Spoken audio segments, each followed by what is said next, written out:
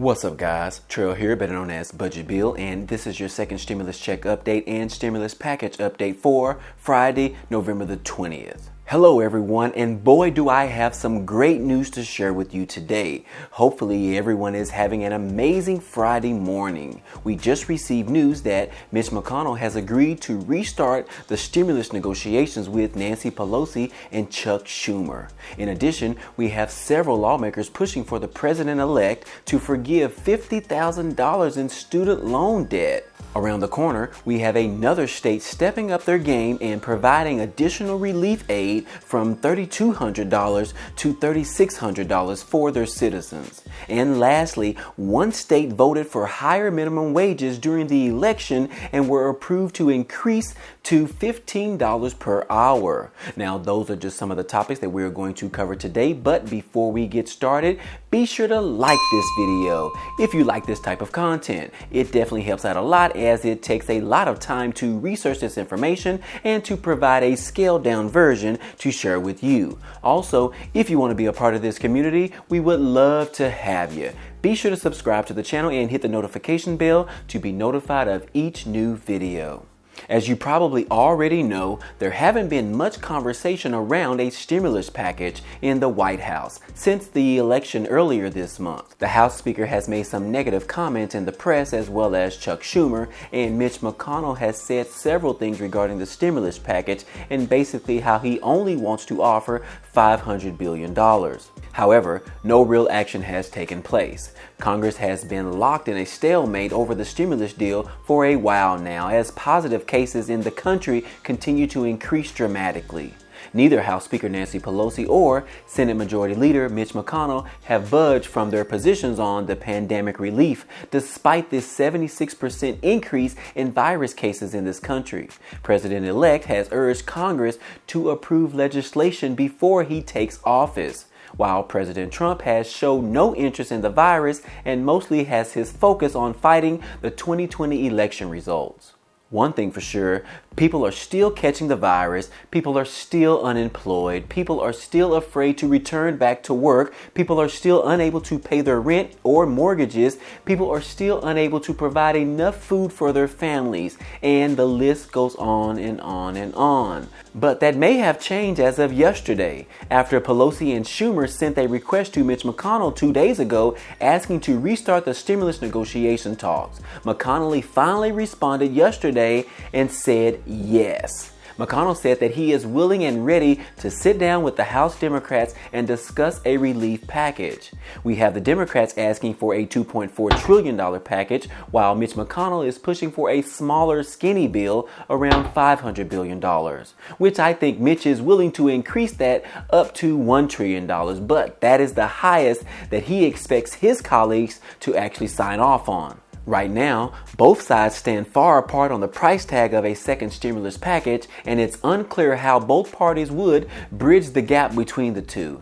America is counting on these politicians to get it done quickly, as Congress is scheduled for another recess break next month. In addition, Congress also needs to begin the negotiations on the government funding to prevent another government shutdown that is scheduled to happen on December the 11th. I actually have a bad feeling about this, considering the issues we have with this current president during the lame duck session. With the absence of the president governing the country and with no daily meetings happening right now, I'm wondering if the government will actually shut down this time. I can sort of see into the future, but don't listen to me and my thoughts. We will just have to wait and see. In other news, we have another state and local government stepping up to the plate to help out Americans who are suffering right now. We have Iowa adding an additional $9 million to continue to provide short-term rental and mortgage assistance. This additional funding is from the CARES Act money that was given back in March. The money is being added to the state's eviction and foreclosure prevention program. This is actually the second round of relief aid the state has offered for this program. $20 million was given to the program back in May after the state's moratorium on evictions and foreclosures actually ended. And now that the money has run out, they are injecting an additional $9 million to continue the support of their residents. The state's program allows renters or homeowners who have faced job loss, reduction in hours, or reduction in pay during the pandemic to receive as much as 4 months of assistance and up to a maximum of $3,200 for people who rent and up to $3,600 for actual homeowners. This relief aid can be used to pay current rent payments as well as up to 2 months of missed rental payments dating back to April the 1st. So far, they have distributed nearly $22 million to date and have assisted in about 8,600 renters and 377 homeowners. So, those of you that live in Iowa and were affected by the pandemic, you should apply for this assistance program if you are struggling right now. You can easily Google the Eviction or Foreclosure Prevention Program in Iowa and you should find the details about it. Now, if you want to apply or find out more information, I will include a link in the description so that you can check that out. Currently in this country, millions of students have student loan debt and make monthly payments. The average student loan debt in America is $36,520, according to some recent data polls. The national amount that borrowers owe is $1.67 trillion collectively. About $1.5 trillion is for federal loans and $131 billion is in private loans. Some Democratic leaders in Congress are pushing for the president-elect to take action on canceling student loan debt in this country. Most feel that Joe Biden should issue an executive order to stimulate the economy and provide relief to those who have loans and struggling right now. Now, in the past, Biden has expressed interest in forgiving some amounts of education debt. During his campaign, Biden threw around the idea of forgiving around $10,000. And now, Elizabeth Warren and Chuck Schumer are calling on Joe Biden to cancel $50,000 in student loan debt through an executive order once he takes office, saying that this would be the single biggest stimulus check we could add to the economy. Biden says that people are in trouble and having to make choices between either paying their student loan debt or paying their rent. This has been a hot topic for years and typically gets a lot of attention around election season. However, Joe Biden is not yet sold on $50,000 of student loan debt. However, he has supported canceling $10,000 in the past through legislation.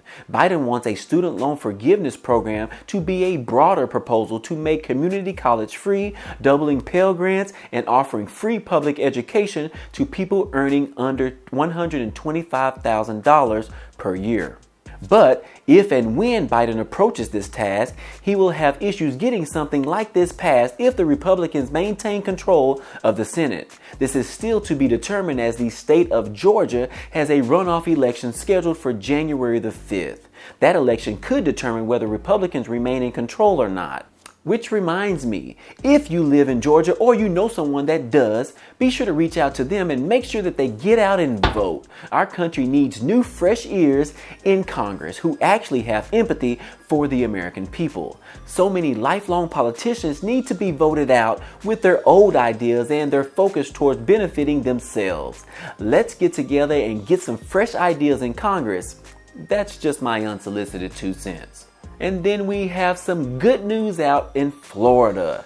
They have voted in favor to increase the minimum wage to $15 per hour. This is the results from the vote on November the 3rd during the election, and the voters have stand up and spoken. The Florida minimum wage will increase from $8.56 per hour to $15 per hour by the year 2026. But businesses must provide at least $10 per hour by September the 30th, 2021. Then each year they must increase by $1 until they reach the full $15 per hour.